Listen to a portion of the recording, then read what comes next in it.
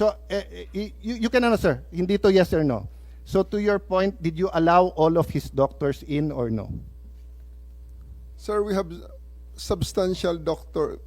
I think we have complied with 7438, sir. Okay. It doesn't say here substantial.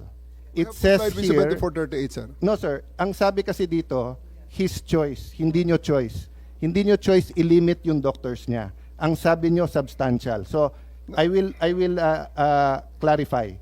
Were there doctors that he requested you did not allow in?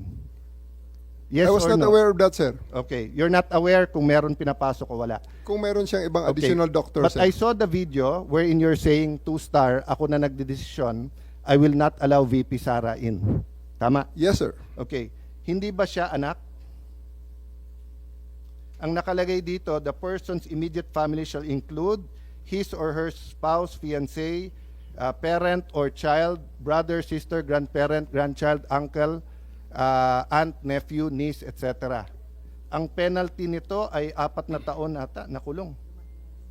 Penalty clause. Any arresting public officer, employee, or any investigator who fails to inform any person arrested, detained, or under custodial investigation of his right to remain silent and to have competent penalty of not less than 8 years. So, ito, sa letter B, any person who obstructs or prevents any of his lawyers, any member of his family, or person arrested, detained, ayan, medical doctor or priest of his choice 4 years.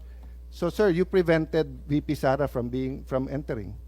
At the outset, sir, maraming salamat sa pagbigay sa akin ng pagkakataon na ito para maklarify yan, sir. Dahil nung first hearing natin, sir, ay palagay ko na-explain na lahat yan, sir. At nagkaroon ng napakaraming mga... Nung first hearing, sir, ang pinag-usapan kasi doon na lawyer, ako, upon looking at the Constitution, kaming mga senador, we cannot appear before the court, but we can practice. Pero ang presidente, vice president cannot practice.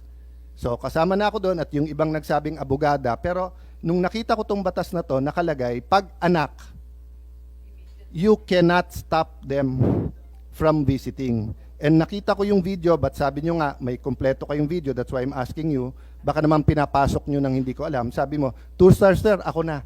Ako nagdesisyon nito, sir. I don't know if you use the word, ako mananagot.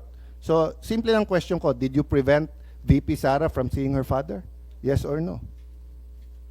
Can I expound on this, sir, before I answer the yes, Yes, or go no, ahead. sir? Thank you, sir. Kaya ako nagpapasalamat, sir, na ma-expound yan, sir. Dahil after the first hearing, medyo marami-rami ang lumabas, sir, ng mga misinformation regarding that matter, sir. Yes, sir, I did I did deny the request of